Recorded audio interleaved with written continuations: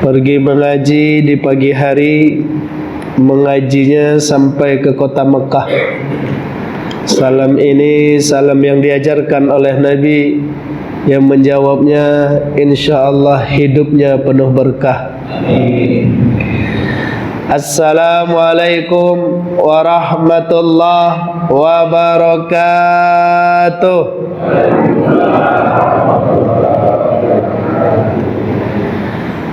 Alhamdulillahilladzi 'allamal insana ma lam ya'lam wa 'allamal insana bil Qur'an wal Islam. Huwallahu wahidul ahad, Allahus samad, lam yalid wa lam yulad wa lam yakul lahu kufuwan ahad. Nashhadu an la ilaha illallah wahdah wa nashhadu anna Muhammadan abduhu wa rasuluh, la nabiyya wa la rasula ba'dah. Allahumma salli wa sallim wa barik ala habibina Muhammad sallallahu alaihi wasallam. Salatu wassalamu ala alihi wa ashabihi wa man tabi'ahu ila yaumil mi'ad. Asbahna wa asbahal mulku lillah walhamdulillah la syarikalah, la ilaha illa huwa wa ilaihin nusur. Asbahna ala fitratil Islam wa kalimatil ikhlas wa ala dini nabiyyina Muhammad sallallahu alaihi wasallam wa ala millati abina Ibrahim hanifa wa ma kana minal musyrikin. Wa qala Rasulullah sallallahu alaihi wasallam, man ahabbani kana ma'i fil jannah. Rasulullah sampaikan, siapa yang mencintaiku, kata Rasulullah, maka ia akan bersamaku di syurga. InsyaAllah Bapak Ibu bersama dengan Rasulullah sallallahu alaihi wasallam. Amin ya rabbal alamin. Wa qala Imam Al-Ghazali fi kitabil Ihya, ta'allamu sa'a khairu min ibadati sab'ina sanah. Imam Al-Ghazali dalam kitab Ihya-nya mengatakan, belajar sebentar itu lebih baik daripada beribadah 70 tahun. Pertama, memuja dan memuji kita untuk Allah Subhanahu wa taala atas nikmat pertemuan. Allah berikan kita kesempatan untuk memperbanyak bekal sebagai bekal kehidupan setelah kehidupan dunia ini. InsyaAllah salat subuh yang kita laksanakan, salat subuh yang diterima Allah Subhanahu wa taala. Amin. Salawat dan salam kepada Nabi kita Muhammad sallallahu alaihi wasallam. Salawat dan salam kepada keluarga, sahabat dan pengikutnya. Gimana kabar Bapak Ibu? Sehat? Alhamdulillah. Sehat badan, sehat hati. Dan yang sakit hati subuh ni, kalau subuh-subuh dah sakit hati dah payah. InsyaAllah sehat selalu, insyaAllah. Baik Bapak Ibu yang dirahmati Allah, subuh hari ini permintaan khusus kita membahas tentang fikih kurban, ya. Jadi dalam kitab Al-Hikam itu ada juga tentang kurban, ya. Tapi tak disebut kurban, hanya disebut dengan taqarrub ilallah, mendekatkan diri kepada Allah. Kenapa hewan itu disebut hewan kurban? Karena hewan itu bisa mendekatkan kita kepada Allah. Sarana untuk dekat dengan Allah melalui hewan kurban itu bisa. Jadi orang yang berkurban artinya dia punya keinginan untuk dekat dengan Allah Subhanahu wa taala. Yang pertama Bapak Ibu yang dirahmati Allah, kita sampaikan bahwasanya kurban itu adalah min sya'airillah. Kurban itu syiar, i'lan. Artinya kurban itu harus jelas, harus tahu, dan harus diketahui. Jadi tidak boleh kurban itu sembunyi-sembunyi, diam-diam, tidak boleh. Dia harus diiklankan, dia harus disampaikan, dia harus diketahui oleh orang. Nanti kalau tahu orang kami ada sifat sombong, sifat ria, itu berarti dirinya yang bermasalah. Jangan ibadahnya yang diubah, dirinya yang harus diubah. Nah, karena kita ini Bapak Ibu yang dirahmati Allah, ada namanya syahwat ibadah, ada yang namanya taatul ibadah. Ada tipe manusia ini yang dalam beribadah itu hanya syahwatnya saja. Artinya dia akan membentuk ibadah sesuai dengan seleranya. Padahal yang dituntut kepada kita ibadah itu harus sesuai dengan taat kita kepada Allah, taat kita kepada syariat. Jadi karena disebabkan kurban ini adalah syiar, maka kan ada kasus boleh enggak pakai binti atau bin atau sebut nama saja, atau mungkin fulan bin fulan saja, atau hamba Allah segala macam. Nah, rumusnya adalah kalau semakin jelas semakin bagus. Semakin jelas semakin bagus. Biasanya kita sebut nama pakai bin, pakai binti. Kalau itu membuat jelas, bagus. Tapi kalau tidak, maka artinya kalau cukup tidak memakai binti sudah jelas, maka tidak perlu juga pakai binti dan tidak wajib juga, Pak. Tapi kalau membuat bin sama binti itu merupakan hal yang jelas dalam ibadah kurban, buatlah dia. Yang membingungkan tuh kalau dia memakai hamba Allah. Tuh hamba Allah itu alasannya bagus supaya orang tak tahu, Ustaz, supaya saya bisa menjaga hati, menjaga diri, dan nanti ibadah saya tak rusak. Itu tidak. Kenapa? Karena ibadah kurban itu adalah syiar. Seperti yang telah kita sampaikan, ibadah itu ada yang harus disembunyikan, Pak. Tapi ada ibadah yang harus dinampakkan. Ada ibadah yang harus ditunjukkan ke orang. Ada ibadah yang harus kita sembunyikan. Tidak semua ibadah itu disembunyikan, dan tidak semua ibadah itu harus dinampakkan. Tapi fenomena kita saat ini, banyak orang apapun ibadahnya dipoto ya, Pak. Dipotonya, diuploadnya, ya kan, divideokan ya, Ustaz. Nah, ibadah-ibadah yang dipoto, yang diupload itu apa maksudnya? Kalau maksudnya adalah syiar, iklan, boleh, Pak. Tapi kalau maksudnya adalah lil ujub wa riya, itu tak boleh. Pernah ada pada masa sahabat Rasulullah sallallahu alaihi wasallam, ya, pada masa Umar bin Khattab radhiyallahu anhu. Jadi ada kasus seseorang ini, dia dari kota yang berbeda datang ke Madinah. Dia letakkan kudanya, dia pergi ke di kebunnya.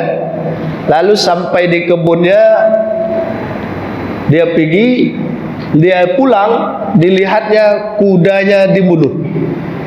Kudanya dibunuh. Marah betul kawan itu, Pak. Dicari siapa yang membunuhnya. Dia jumpakan yang membunuhnya itu si pemilik kebun. Dibunuhnya kawan itu, Pak. Yang pemilik kebun tadi dibunuhnya. Yang dibunuh itu punya anak, ada anaknya juga dibawa. Masalah itu dilihat oleh anaknya, diadukan oleh Umar kepada Umar bin Khattab.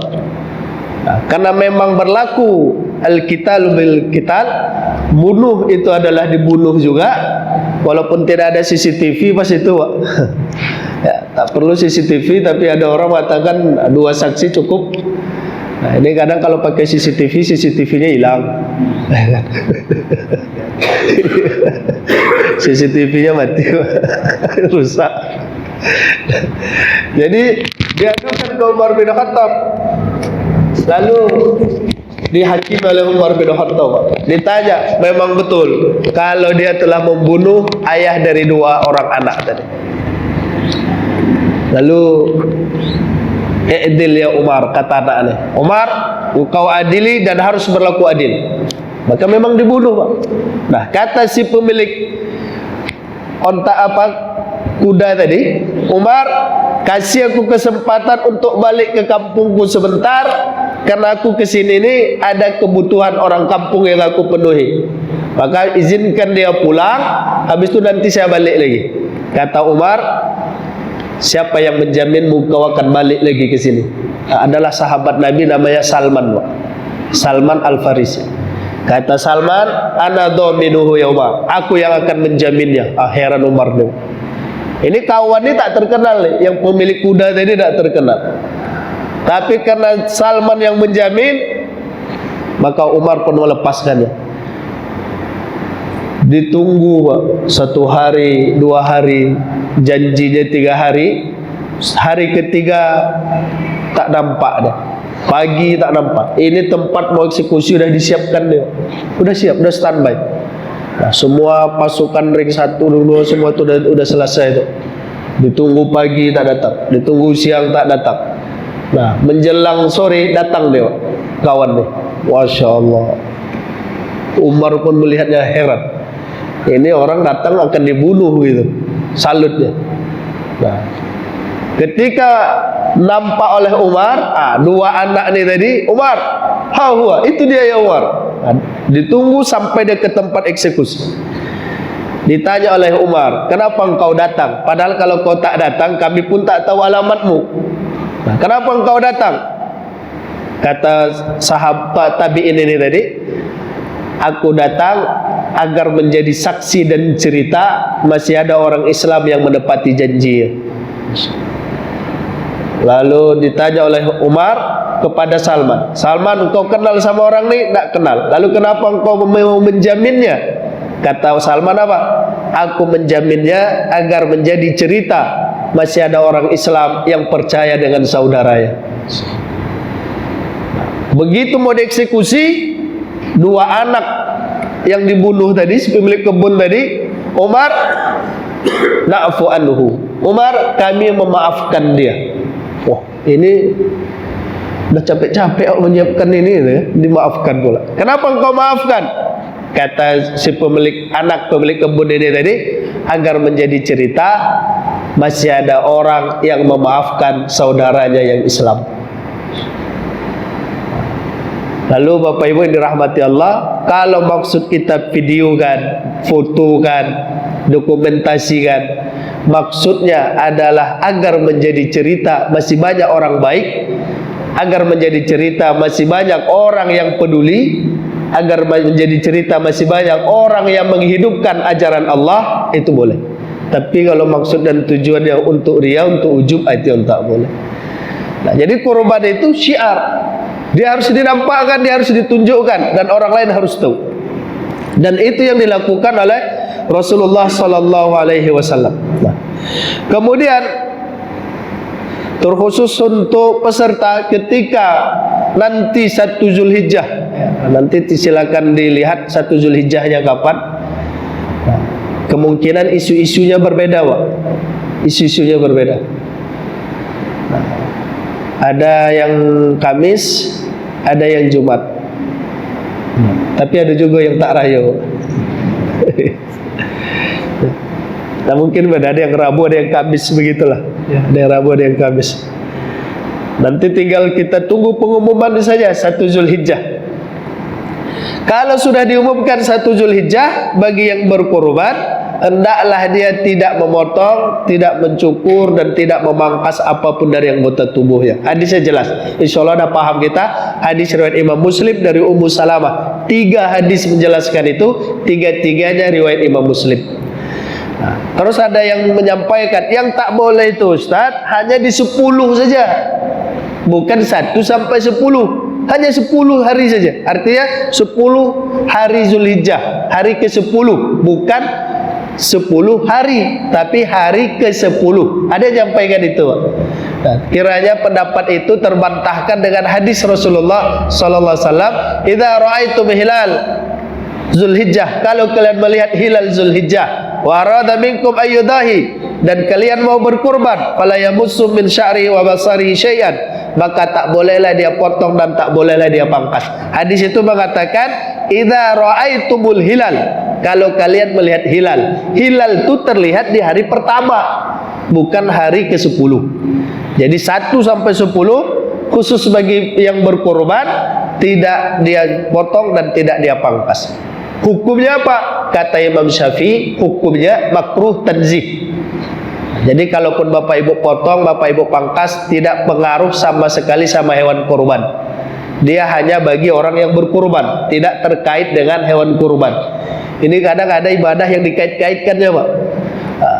Sama dengan ada bahasanya, kalau sudah suami yang berkurban, itu keluarga sudah dapat pahala ya. Ada begitu. Kalau suami yang berkurban, itu keluarga sudah dapat pahala. Tidak perlu disebutkan, itu sudah terkait itu. Yang berkurban, kalau suaminya yang berkurban, istri, anak, itu semuanya dapat pahala. Kenapa? Karena suami itu kepala rumah tangga. Dikait-kaitkannya begitu. Ada yang memang terkait Pak, tapi ada yang tidak. Kalau ibadah, dia tidak terkait. Kenapa? Karena setiap ibadah itu innamal amalu binniyat. Kalaupun kepala rumah tangganya yang mendaftarkan menjadi peserta kurban, kalau dia tidak niatkan untuk satu keluarga, maka tak dapat juga satu keluarga itu. Tak bisa, bukan otomatis dia Pak Ustaz. Bukan, itu kurban, bukan metik. Kalau metik iya Pak, otomatis langsung jalan.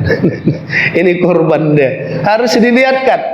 Nah, istri pun yang mendaftarkan atau anak perempuan yang daftar, artinya nama dia yang tertulis di situ, lalu dia niatkan untuk satu keluarga, dapatlah satu keluarga itu.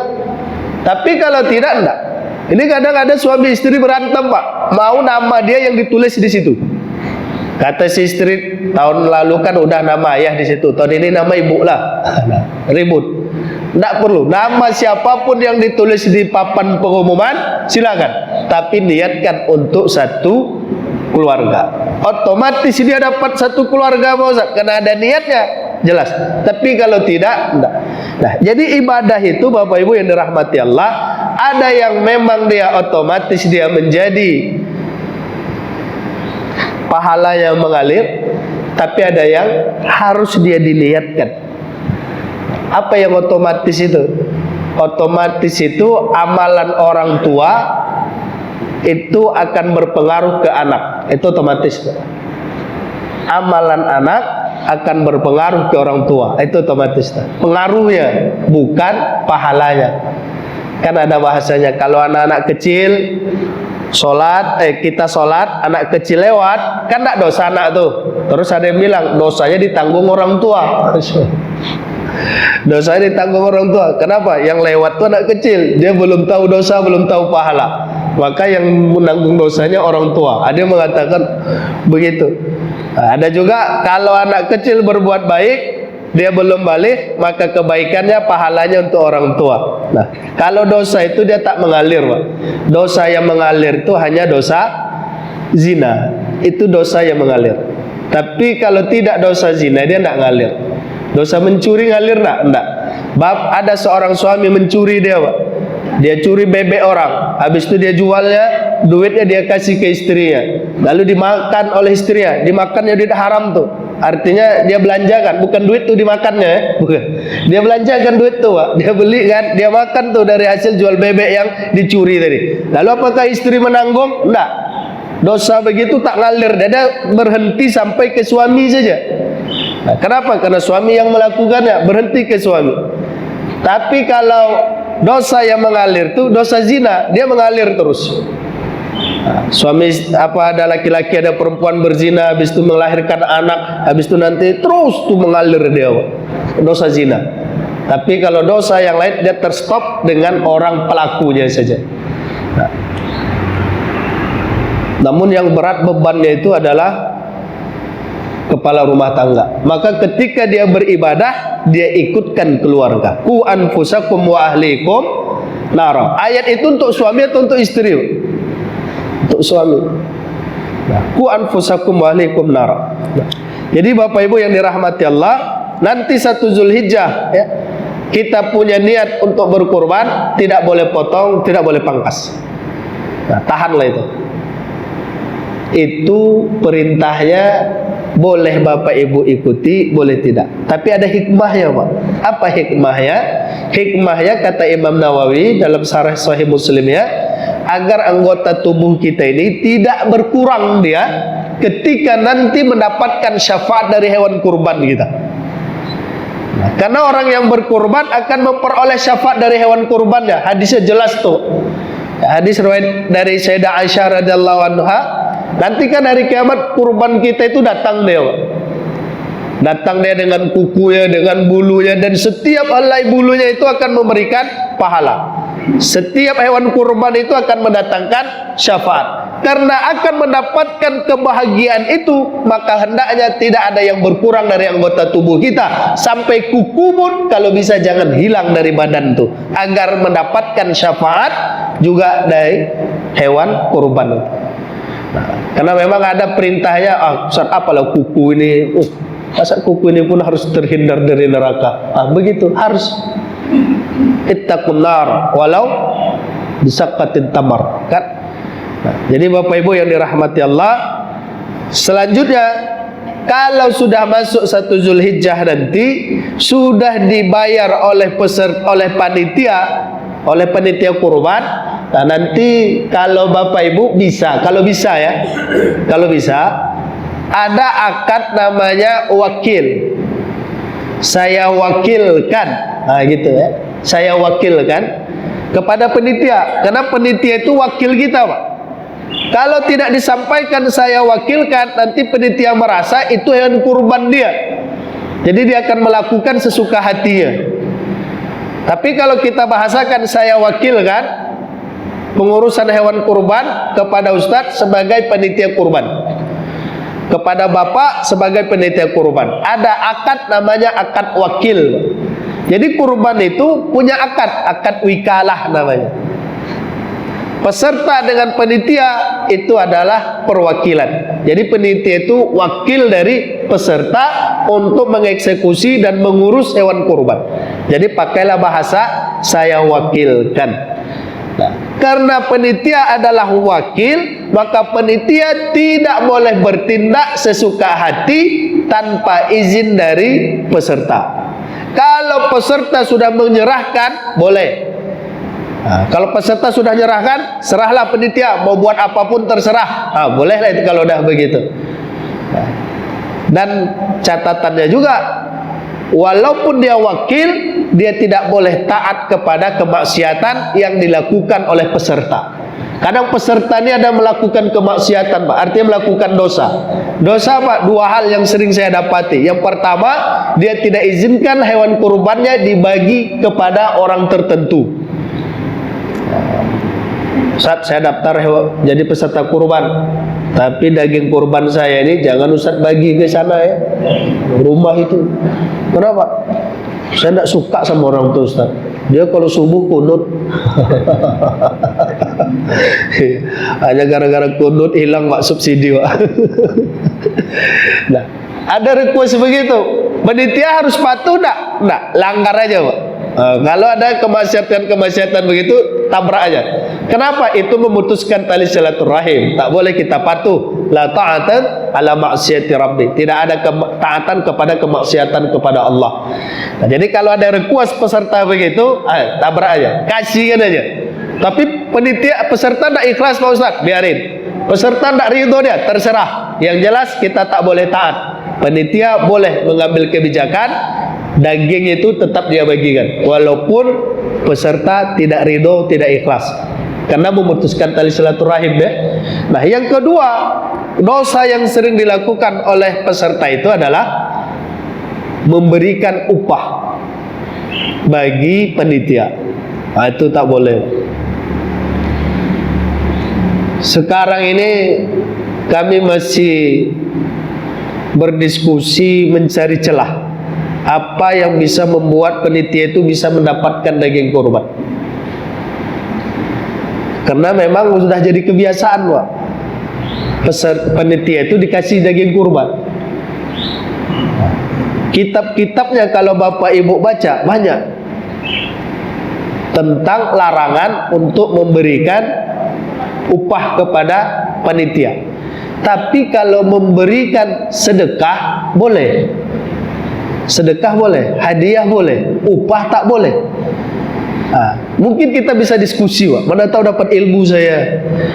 Kalaulah peserta mengatakan, penitia bilang begini, untuk peserta kami berikan 3 kilo satu peserta, tapi izin Bapak Ibu kami ambil setengah kilo dari 3 kilo tadi, kami ambil setengah kilo untuk kita sedekahkan ke panitia, ke pekerja. Apakah itu bisa disebut sedekah atau hanya peralihan bahasa? Maksudnya upah. Nah, karena kalau kita lihat definisi ya, pengertiannya, setiap pemberian karena ada jasa yang telah diberikan itu upah, apapun bahasanya. Kenapa Bapak kasih dia? Ya Ustaz, dia udah bekerja, kasihanlah. Itu upah, walaupun bahasanya sedekah, hadiah, tapi maksudnya adalah upah. Setiap hal yang kita berikan kepada orang karena dia telah berjasa kepada kita atas pekerjaan ya, itu adalah upah. Pekerjaan, Pak, bukan jasa yang lain. Jasa misalkan dia udah mau menjaga rumah kita misalkan, atau jasa membantu kita segala macam lah. Tapi kalau jasa atas pekerjaan itu upah, walaupun bahasanya sedekah. Nah, bisakah pemberian dari peserta itu disebut sedekah? Kalau saya melihat sampai saat ini setiap pemberian karena dia bekerja itu upah, walaupun bahasanya hadiah segala macam. Karena ada kaidahnya begini, Pak. Al-ibaratu bil lafzi wal mabani la al-ibaratu bil ma'ni wal mabani la bil lafzi. Ibarat artinya hukum, ketetapan, dalam akad, dalam salah terima, itu yang dilihat adalah maksudnya, bukan lafaznya. Lafaznya bisa sedekah, bisa hadiah, bisa hibah dan lainnya, bisa. Tapi kalau maksudnya dia diberi karena udah bekerja, maka upah juga lah dia. Nah, tapi mungkin Bapak Ibu ada bisa menyampaikan, kita sharing nanti, silakan. Jadi walaupun bahasanya peserta bilang, Ustadz itu kami sedekahkan untuk penitia, rasa-rasanya itu bukan sedekah, itu upah. Kenapa? Karena udah bekerja. Yang bisa kita katakan sedekah itu misalkan begini, setiap yang bekerja kami tidak kasih kurban, kami tidak upah dia dengan daging kurban, kami upah dengan uang. Satu peserta, satu penitia 50.000. Jangan penitia berharap daging, kami tak akan kasih, karena upah. Habis itu semuanya kita kasih 50.000, di akhir kita kasih dia daging. Mungkin itu bisa disebut sedekah, Pak. Begitu ya. Tapi kalau dari awal udah, nih kupon penitia, nih kupon warga, ini kupon peserta, ini kupon anggota istimewa, 4 kupon kawan tuh. Nah, jadi Bapak Ibu yang dirahmati Allah, nanti balik kita ya, nanti kita diskusi. Nah, saya ingin sampaikan, kalau nanti hewan kurban itu ada cacat, tapi cacatnya setelah dibeli, maka tetap sah dia untuk dikurbankan. Tapi kalau cacatnya sebelum dibeli, tak boleh dikurban. Idza ba'dal istara, jika setelah dibeli, dohi anhu, boleh kita berkurban dengannya. Nah, jadi kalau ditarik-tarik sapi itu nanti Pak, patah kaki ya, kurbankanlah sapi itu. Tidak perlu kita mencari sapi yang lain. Nah, karena sapi yang lain itu belum tentu setia juga dia, Pak. Karena apa yang ada di depan kita itulah kita syukuri. Walaupun kadang rumput tetangga itu lebih jauh. Nah, tapi kalau dia cacat sebelum dibeli, ya tak boleh, Pak. Ya, kalau setelah dibeli dia boleh. Patah kakinya Ustaz, digigit monyet telinganya Ustaz, dimain-mainkan anak nih, dilempar-lempar sama anak-anak di sini Ustaz, buta sapi itu, dipanah-panah yang berdarah matanya, buta dia, kurbankan sajalah. Kenapa? Sudah dibeli. Kalau sudah dibeli, maka aibnya, auratnya tidak jadi masalah. Tapi kalau sebelum dibeli, tak boleh dia jadi hewan kurban. Allahu a'lam. Ini mungkin sebagai pengantar. Kalau Bapak Ibu ada yang ingin kita diskusikan, sampaikan atau sharing ilmu, boleh. Silakan. Silakan Pak. Waalaikumsalam warahmatullahi wabarakatuh. Pertama, masalah niat Pak Ustaz. eh, jarak rentang waktu niat dari mulai kita bayar atau transfer uang korban kepada panitia sampai ke waktu pada penyembelihan. Apakah niat itu bisa kita pasang? Misalnya pertama sekali kita meniatkan kita bayar aja gitu. Kita belum terniat bahwa korban kita ini untuk keluarga. Nah, itu pada saat kapan lagi kita bisa mengulang niat atau mengiatkan bahwa kita akan berkorban dengan selama keluarga? Itu pertama pertanyaan Ustaz. Yang kedua, masalah antara panitia dengan yang korban. Jadi kita sudah sepakat dengan panitia bahwa kita bayar 2.650.000 misalnya contohnya. Di sana sudah dinyatakan oleh panitia adalah untuk pembelian hewan dan biaya-biaya lainnya, biaya operasional. Kita sebagai pekorban yang mau berkorban, kita tidak memikirkan lagi masalah yang lain-lain, tapi semua kebijaksanaan daripada panitia. Seandainya dalam kasus ini kita tidak bisa memberikan daging korban kepada panitia dan pekerja, kebijaksanaan dari panitia itu mengeluarkan uang dari sisa atau kelebihan dia beli hewan tadi, itu bagaimana caranya dan bagaimana hukumnya? Cuma 2 pertanyaan Pak Ustaz. Terima kasih. Assalamualaikum warahmatullahi wabarakatuh. Waalaikumsalam warahmatullahi wabarakatuh. Jazakallah khair Pak Haji. Nah, jadi terkait dengan niat ya, sudah kita sepakati sesuai dengan hadis Nabi, innamal a'malu binniyat. Amal tuh harus pakai niat. Tidak boleh dia tidak ada niat. Nah, untuk amal-amal yang lain yang dia bukan ibadah mahdah, bukan ibadah wajib, niatnya boleh ta'addud Pak. Boleh banyak. Ta'addud banyak. Jadi kalau ta'addud zaujat itu banyak istri namanya. Ta'addud. Boleh banyak. Kalau ibadah mahdah niatnya tak boleh banyak. Salat niatnya tak boleh untuk yang lain. Salat itu hanya karena Allah. Tapi kalau sedekah, dia kan bukan ibadah mahdah, bukan ibadah wajib. Kurban dia bukan ibadah wajib. Niatnya Bapak Ibu boleh banyak. Boleh. Saya berkorban karena Allah, saya berkorban segala macam, itu boleh banyak niat. Mengaji di sini boleh banyak niat. Ya Allah, saya pergi ngaji supaya mendapat berkah, mendapat ridho, dapat ilmu, dapat teman, dapat silaturahim, segala macam. Boleh. Niatnya boleh banyak. Nah, kapan kami harus berniat? Ketika kami mau melaksanakan ibadah kurban. Karena dia bukan ibadah mahdah. Kalau ibadah mahdah, dia sudah ada aturannya. Dia tidak boleh diganti. Itu kalau ibadah mahdah itu. Sengaja dalam hati ini kita udah mau niat sholat zuhur, niat sholat zuhur, Allahu Akbar, pertengahan atau ketika sudah takbir teringat kita, ini kan asar, bukan zuhur, asar deh. Udahlah, sholat asar ya Allah. Tak boleh Pak. Tak boleh dia diubah pas di situ. Dia harus batalkan, dia ulang lagi. Itu kalau ibadah mahdoh dia nggak boleh diubah. Sholat sunnah gitu juga. Dia sholat sunnah qobliyah subuh. Habis itu qomah. Subuh kan 2 rakaat. Dia baru lagi mulai sholat qobliyah.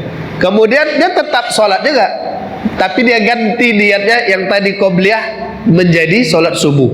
Itu tak boleh juga. Merubah-rubah niat untuk ibadah wajib itu tak boleh. Ibadah sholat itu tak boleh. Nah, kalau ibadah yang lain boleh diubah dia, boleh. Kapan dia boleh diubah? Sampai hewan itu belum disembelih kalau kurban. Sebelum dia disembelih boleh. Cuma niat kita, karena panitia itu adalah wakil kita, semua sudah kita serahkan ke panitia. Sampai niat kita pun kita sebutkan ke panitia sebelum hewan kurban itu disembelih. Pas pertama kita kasih, tak ada kita bahasa kan, kita kasih aja.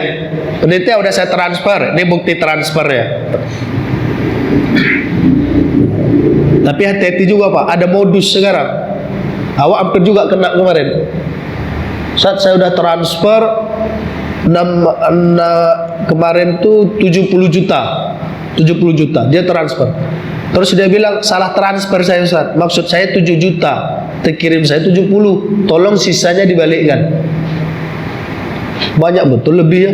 Pergi saya ke bank, saya cek, nah ada yang masuk 70 tuh. Hampir lagi saya pikir. Dia kirimkan slipnya Pak. Slipnya dia kirimkan, bukti transfer itu dia kirimkan. Ini canggih saya pikir. Apakah peneliti hati-hati juga lah. Nah, sudah dia kirimkan bukti transfer ya, kita tak ada sebut niatnya untuk apa, kita kirim aja. Nah, tiba, oh saya niatnya untuk saya lah gitu. Nah, itu kurban saya yang kemarin, kurban saya.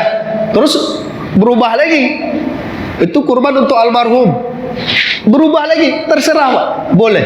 Tapi sampaikan ke panitia untuk dilakukan oleh panitia sebelum hewan kurban disembelih. Karena yang berniat itu nanti bukan kita lagi. Yang berniat itu nanti adalah panitia. Kurban bapak ini, kurban ibu hajat, kurban ini segala macam. Kekah boleh digabungkan di situ, boleh. Kekah boleh gabung di 7 orang tadi, tapi jangan bilang sama penitia itu dibacanya jangan kuat-kuat. Karena tahu nanti orang awak belum kekah, Wak. pas kekah tuh kecil aja Pak. Karena enak lah, kurban Bapak Ali, kurban Ibu Ani, kurban Bapak Udin, kekah Ibu Aminah. Jadi tahu orang Bu Aminah belum kekah. Pantas lah suka marah katanya. Karena lupa belum kekah. Nah, yang membaca dia tuh nanti penitia. Maka penitia harus tahu niat perkurban, sahibul kurban atau peserta kurban itu apa. Harus dicek, ditanya satu-satu. Bapak niatnya apa? Kadang peserta ini kan ada yang tak open aja dia, udah transfer, udah. Nah, tanya kurban itu apa? Itu tugas penitia itu. Niatnya apa? Dan itulah nanti akan dibacakan oleh peserta, oleh panitia. Nah, karena dia sudah jadi wakil kita, semuanya kita serahkan tanggung jawab kepada dia. Jadi niat itu boleh berubah sampai hewan kurban kita sebelum dibeli. Dan boleh banyak. Boleh banyak. Ini kurban saya, kurban keluarga saya, kurban mertua saya. Satu aja itu nomornya. Nah, satu nomornya itu misalkan dia di nomor 3, di kelompok 1 nomor 3 nama dia. Lalu dia niatkan itu kurban saya, kurban istri saya, kurban anak saya, mertua saya, adik saya, encik saya, nenek saya. Nah, tapi singkat sajalah, kurban keluarga saya dan keluarga. Nanti kasihan penitia Pak, dibacain sadonya bedehem pula yang menyembelih itu. Lama kali. Macam sholat ya. Jadi boleh diubah dan disampaikan ke penitia, dan penitia harus paham. Kemudian sedikit saya tambahkan bagi Bapak Ibu yang kurban nazar ya. Kemarin ada masalah sakit, lalu kita bilang, ya Allah kalau saya sakit ini, saya sembuh, saya akan berkurban. Itu nazar tuh. Kalau nanti Bapak Ibu kurban nazar, tidak boleh Bapak Ibu mengambil manfaat dari hewan kurban. Artinya Pak, kalau dikasih kupon peserta, tolak, jangan diambil. Tapi kalau dikasih kupon karena warga, ambil. Boleh tanya, ada lebih ya? Tapi kalau dia kupon peserta tak boleh. Kenapa tak boleh? Kurban kita kurban wajib Pak, tak boleh ngambil manfaat ya, itu kalau kurban yang wajib. Nah, kemudian tadi biaya operasional sudah termasuk 2.650.000. Kami tak tahu menahu, pandai-pandai penitia lah. Maka penitia itu harus amanah, karena dia adalah wakil kita dan dia harus amanah. Dari uang 2.650.000 diambil sebagian untuk terserah dia. Mau beli pisau dia, mau beli terpal dia, mau ngasih penitia, boleh. Bahkan kalau ada cashback, kadang-kadang ada cashback tuh. Beli sapi harganya 16 juta, tapi karena kita beli sampai 10 ekor, 16 juta itu dikasih dia cashback 2 juta. Jadi 2 juta ini untuk siapa? Kalau di awal sudah disampaikan oleh panitia, Bapak Ibu, uang kurban kita, biaya beli kurban itu 14 juta. Nah, ada kelebihan dari satu kelompok itu, misalkan 2 juta. Maka 2 juta ini kami kasih untuk operasional. Tiba pas dibeli Pak, hewan kurban itu ternyata harganya diturunkan dengan memberikan cashback tadi. Maka penitia juga harus menyampaikan ke peserta. Tak boleh, oh alhamdulillah, kok rezeki awak kok anak soleh. Karena panitia itu hanya wakil. Dia hanya wakil. Tugas dia apa? Bekerja aja. Kalau ada yang lain-lain yang dia temukan, dia harus sharing kepada si pemberi amanah, yaitu peserta. Jadi boleh untuk apapun duit itu boleh. Untuk dikasih ke pekerja boleh. Untuk dia belikan sapi yang lain boleh, terserah panitia. Itu kalau panitia itu sudah kita beri amanah. Allah Allah. Ya, boleh Bu. Bentar Pak Haji. Ibu tadi gini Pak Haji. Ya. Kalau udah Ibu, Waalaikumsalam warahmatullahi wabarakatuh. Satu sapi satu orang. Oke. Nah, baik, bismillah. Dalam ibadah harta ya, sedekah itu kan ibadah harta. Kurban itu bagian dari sedekah. Karena yang kita keluarkan harta kita. Nah, kalau dalam ibadah harta itu boleh dia ke atas, tak boleh dia turun. Itu ibadah harta. Satu sapi itu kan 7 orang. Boleh nggak satu? Lebih bagus. Berarti naik dia kan, harusnya dibiayai oleh 7 orang. Ini dia sendiri yang membiayai satu sapi. Boleh. Kenapa? Dia naik ke atas. Yang tak boleh itu dia turun ke bawah. Misalkan satu sapi itu harganya 14 juta. Boleh tak saya belikan 14 juta itu makan-makan, atau saya belikan ayam senilai 14 juta untuk kita makan-makan bersama dan itu dihitung kurban saya? Tak boleh. Kenapa tak boleh? Dia turun ke bawah. Kalau dia turun ke bawah kualitasnya tak boleh. Dia naik ke atas boleh.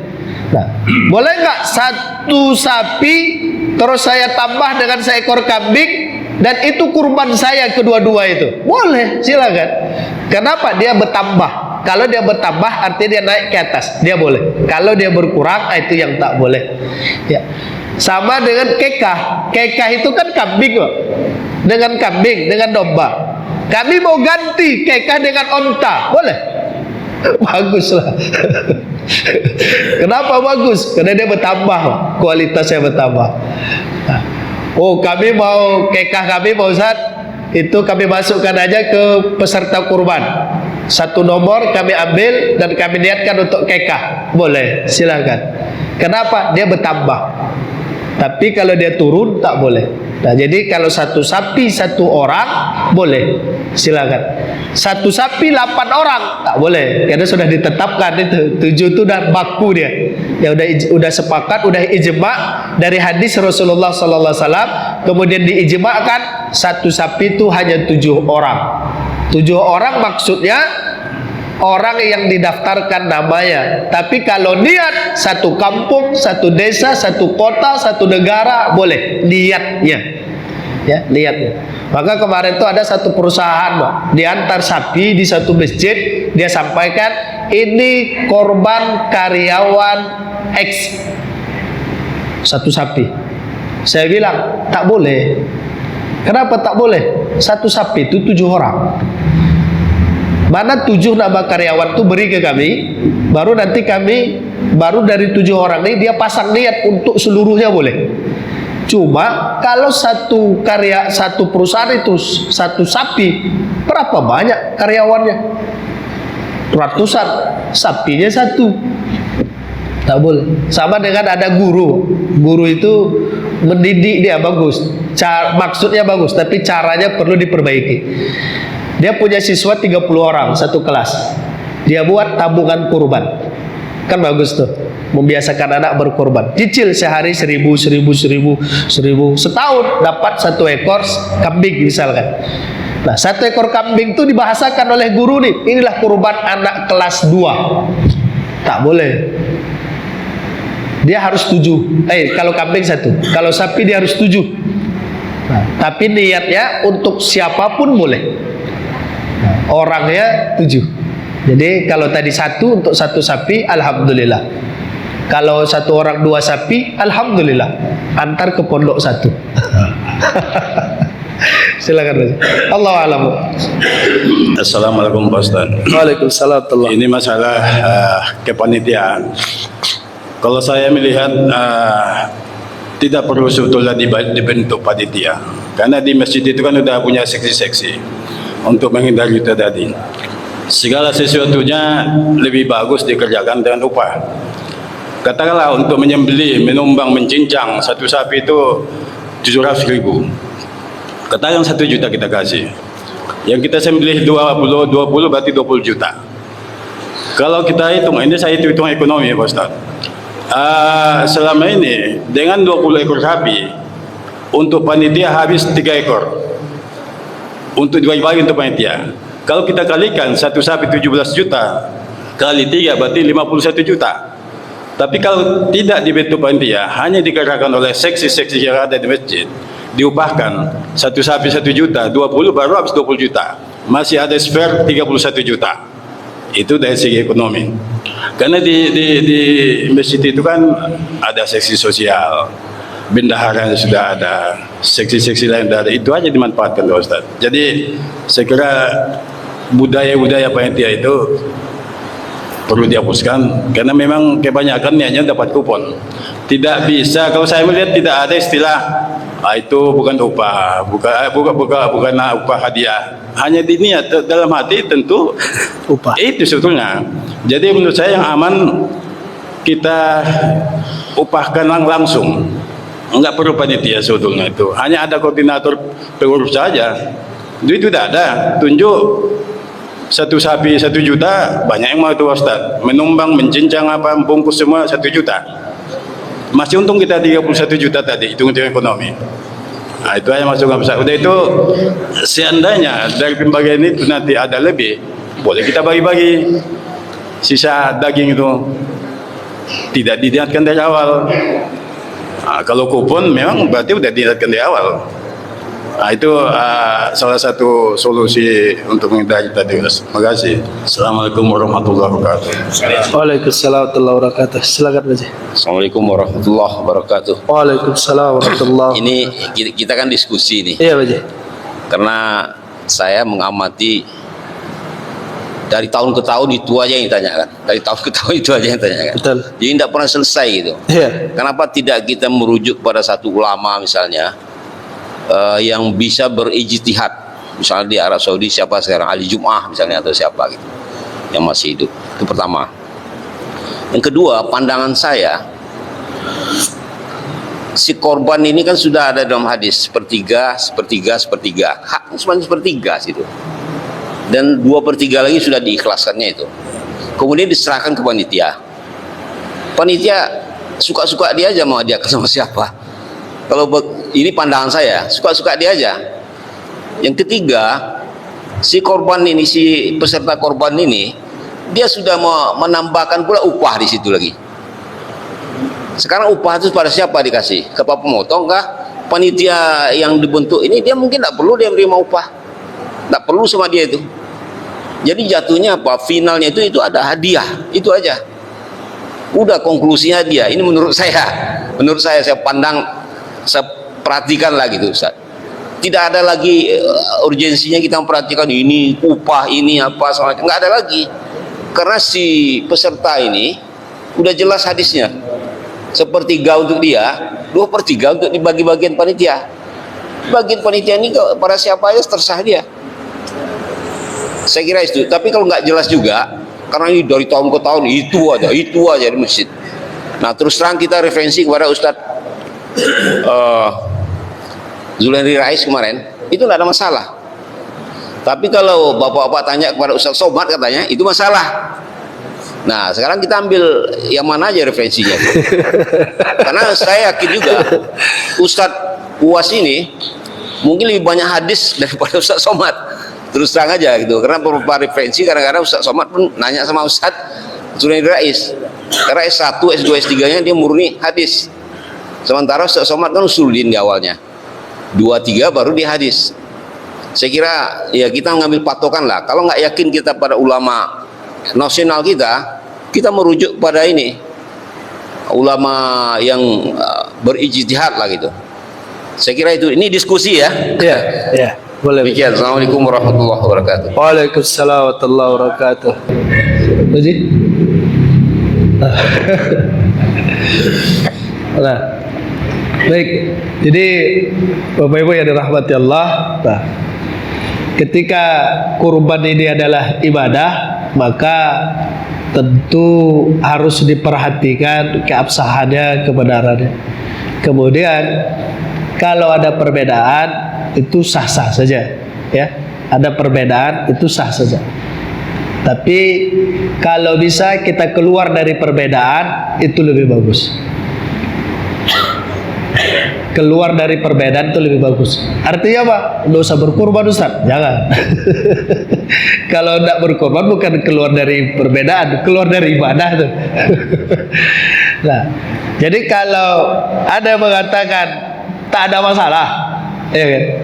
Mau terserah penitia lah, mau dijadikannya itu untuk penitia, untuk apa segala macam, itu terserah.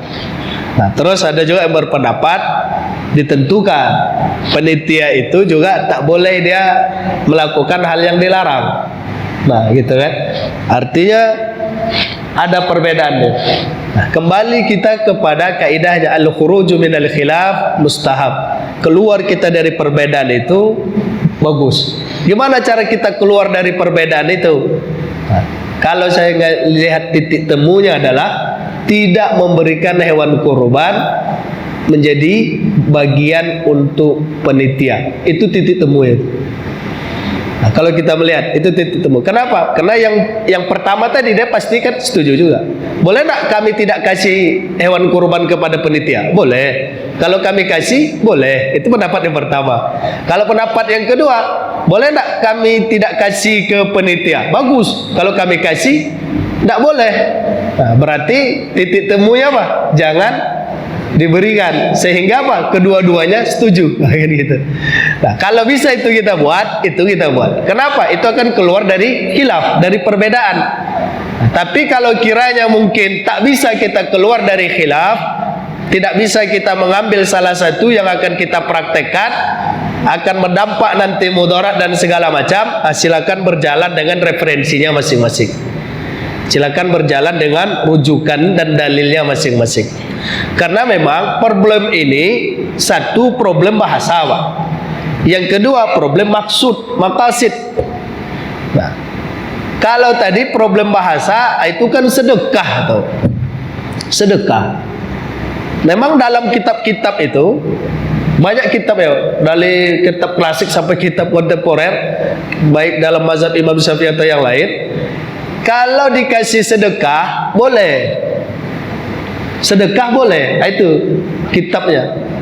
Wa yu'ti sadaqah lil amiliha jaiz. Memberikan sedekah untuk orang yang mengerjakan kurban itu boleh, memberikan sedekah. Nah, cuma mana yang disebut sedekah, mana yang disebut upah, mana yang disebut hadiah, nah, itu yang belum duduk. Kalau disedekahkan, sepakat kita, semuanya boleh. Terus selesai itu, tak perlu kita perdebatkan ya. Tapi mana yang disebut sedekah? Seperti yang Pak Haji sampaikan, sepertiga itu untuk peserta, 2/3-nya lagi terserah penitia lah mau diapakan. Berarti disedekahkan, boleh. Dihadiahkan, boleh. Bahkan diwakafkan mungkin boleh, gitu kan? Diwakafkan boleh. Wakaf melalui daging namanya. Nah, diwakafkan, dihadiahkan, disedekahkan boleh. Cuma mana yang disebut hadiah, mana yang disebut wakaf, mana yang disebut sedekah. Nah, itu yang mungkin perlu didudukkan. Tidak duduk juga Ustaz. Maka berjalanlah dengan referensinya masing-masing. Yang jelas ketika ada perbedaan, maka kita bisa keluar dari perbedaan itu bagus, Pak. Itu mustahab. Nah, contoh yang lain keluar dari perbedaan itu adalah tidur, Pak. Ketika selesai, ketika kita berwudu. Ini contohnya, keluar dari perbedaan. Kan ada orang sampai sekarang ini masih berdebat. Artinya tidur yang bagaimana yang harus kita mengulang wudu. Ada yang bilang kalau tidurnya duduk tak batal. Ada yang bilang kalau tidurnya baring baru batal. Berdiri batal. Nah, bingung kita. Berdiri batal wudu atau duduk batal wudu? Keluar aja Pak dari perbedaan itu. Gimana cara keluarnya dari perbedaan itu? Bagaimanapun tidur kita, wudu selesai. Kita dengarkan khutbah begini. Kata Imam Syafi'i tak batal. Tapi kalau kita wudu lagi, Imam Syafi'i melarang enggak? Tidak. Kata Imam Malik batal. Kita wudu lagi, itu yang disuruh oleh Imam Malik. Wudu lagi disuruh oleh Imam Malik, wudu lagi diizinkan oleh Imam Syafi'i. Itulah lebih berarti yang membuat kita akan keluar dari khilaf. Itu dia maksudnya. Kalau bisa itu kita buatlah. Bebas kita dari perbedaan. Insya Allah aman ibadah. Tapi kalau tak bisa, berjalanlah dengan hujah dan dalilnya masing-masing. Kalau mau dikutip pendapat-pendapat ulama banyak. Macam tadi malam kasusnya dua ustaz di situ, dua berbeda pandangan Pak Haji. Itu yang di situ tuh satu masjid tuh Pak Haji. Belum lagi yang lain. Pasti akan bertambah banyak perbedaan-perbedaannya. Nah, cuma tadi kaidahnya ya, kalau bisa keluar dari khilaf, bisa keluar kita dari perbedaan pendapat, itulah yang akan kita amalkan. Insya Allah lebih selamat. Nah, Allahu a'lam. Nah, kalau Pak Haji dia tanggapan saja. Kalau bisa tak usah ada penitia. Kalau bisa bagus, saya setuju juga tuh. Tak usah ada penitia. Cuma kadang di satu daerah, satu bagian tak sanggup orang. Nah, tak bisa dia, maka dia bentuk penitia khusus. Diupah kan boleh, bagus. Solusi gitu. Itu bisa disolusi. Dibayar aja orang untuk ngurusi semua itu selesai ya. Awak tinggal datang ambil daging atau tengok-tengok putu-putu selesai. Ayo Pak Haji. Masalah kupon tadi, jadi karena banyak dalam masyarakat kita ada kupon untuk panitia, Betul. ada kupon untuk warga. Sementara panitia kan tidak boleh dapat, atau terutama pekerja lah gitu. Seandainya kupon panitia itu digandakan atas nama kupon warga saja. Umpamanya dalam warga itu dia berarti yang bekerja itu dapat dia 2 kupon tapi atas nama warga. Boleh enggak kira-kira? Makasih. Kalau kita lihat itu caranya berbeda, maksudnya sama.